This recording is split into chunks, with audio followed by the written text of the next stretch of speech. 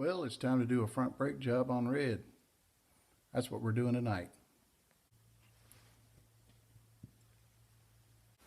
Well, we got Red all jacked up. It's nice having a really good jack. It worked out real good taking the fuel tank off King, and very nice having a very capable jack. So we got it jacked up. We're going to pull the wheels off next.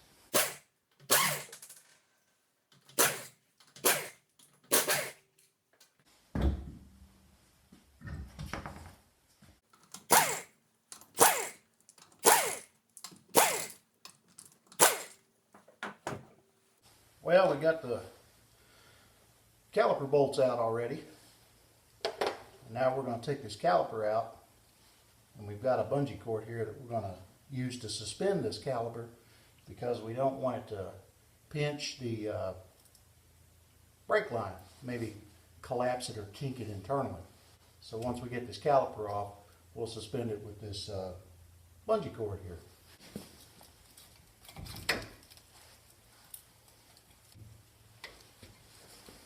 There. Now it's not hanging by the hose. Take a chance of breaking the brake line hose. That would be bad. And as you can see, our pads are quite worn down.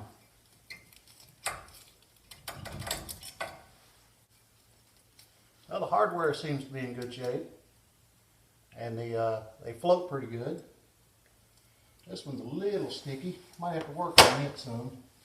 There's a close-up shot of the pads. That's what the new ones look like. Quite a bit of difference. Now, hopefully we'll have more stopping power. Now, the thing about front brakes is they're actually quite simple to replace on most vehicles. The two pads here, which in this case too, already has an anti-squeak pad on the back of it. And these usually work pretty good. Like I said, the hardware is already in pretty clean and in pretty good shape. You can get a hardware kit and pads, and you know, if you find that not only are your pads bad, but maybe your hardware is rusted up and the pads are not being able to float, but this looks like it's in pretty good shape. Now we'll have to compress our pistons back into their home position since now we have thicker pads, and we want to be careful doing that we don't squirt the fluid back up into the master cylinder reservoir and make a mess. So the next step would be to look in there and make sure our reservoir is not too full so that when we compress those pistons, we don't just shoot that fluid up and out of there. So we're going to do that next. I'm changing out my brake fluid anyway. So what I'm going to do is, I did notice my reservoir is pretty full. As I was saying before I was so rudely interrupted, I'm changing out the brake fluid because I don't know how old it is or how long it's been in there. The way I like to get it out of the master cylinder is with a turkey baster and a used catch of some sort. Doesn't matter if I get it dirty or whatever. You just reach that down into the master cylinder reservoir, draw it up, put it in here, dispose of it properly. So that's what we're going to do next. Since the master cylinder reservoir is fairly full, if I were to collapse these pistons back into their home position, I'd have brake fluid everywhere. Well, since it's a pretty simple procedure, I figured I'd go ahead and show you how to do it.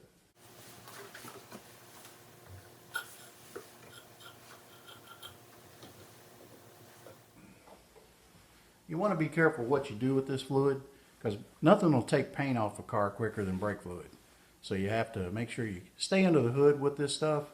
If you happen to get some on your paint or on the fender, a drop or whatever, have a glass of water handy, water hose or whatever, and just wash it off with water. It'll disperse it pretty quickly. Rinse it off before it has a chance to do any damage. Just a point to make.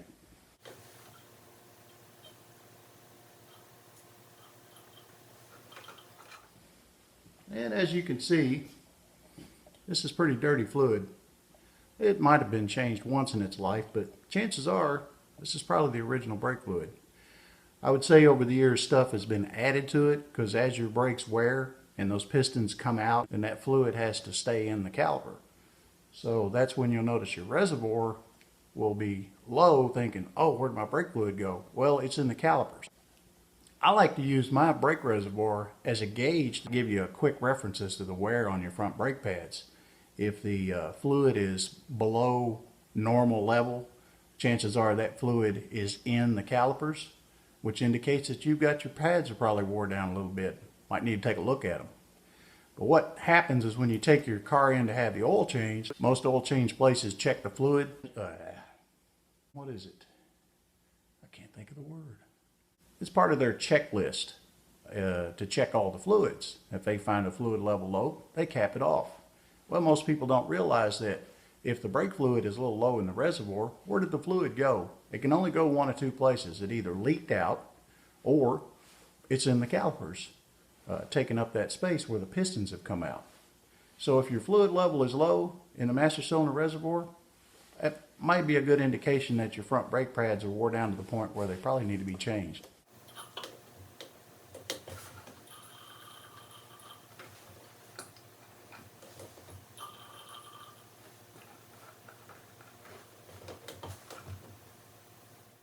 Well, I think we've got enough of that out of there for now. Our next step will be to take a C-clamp and run those pistons back in. If you have, like in the case of here, we have twin piston caliper here. So in order to compress them both in at the same time, we'll set the old brake pad over top of them, put our C-clamp in the middle, and that way we can compress them both at the same time. Hopefully without breaking something.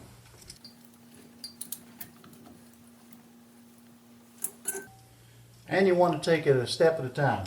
Don't get greedy, just keep good steady pressure on there. Let the pistons collapse on their own. Don't try to force them. And this way you can also check and make sure that the pistons travel smoothly. You should feel it as you tighten on the C-clamp. They should both move equally. And in this case it does seem like they both are. They don't seem to be binding up, which is kind of a surprise given the amount of rust that's under this vehicle.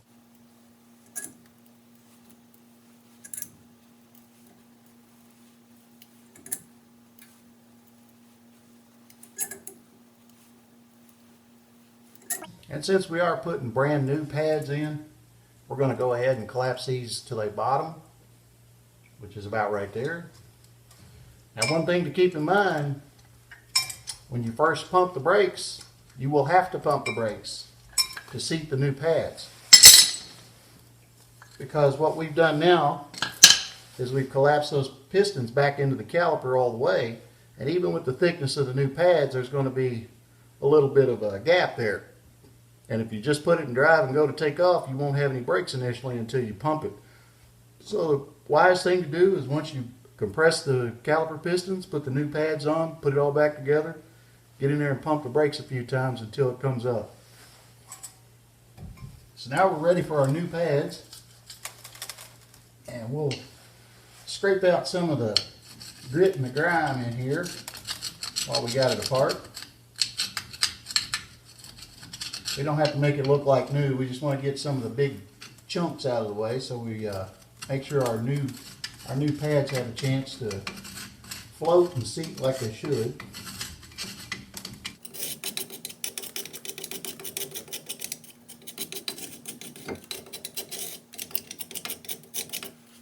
And because I'm anal retentive. I got some of this left over from my old Honda days when I worked at a Honda dealership. This is high temp urea grease, which works in a lot of different nice applications. And as you can see, a little bit goes a long way.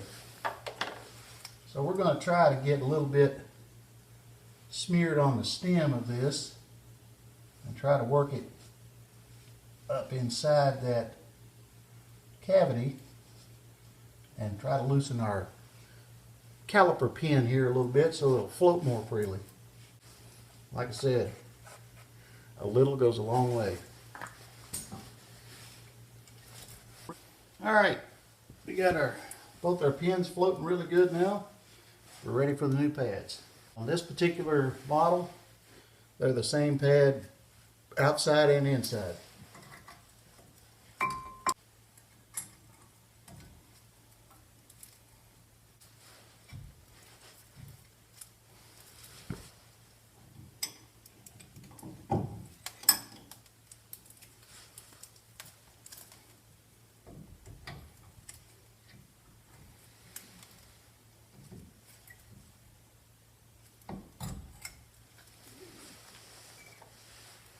like a glove.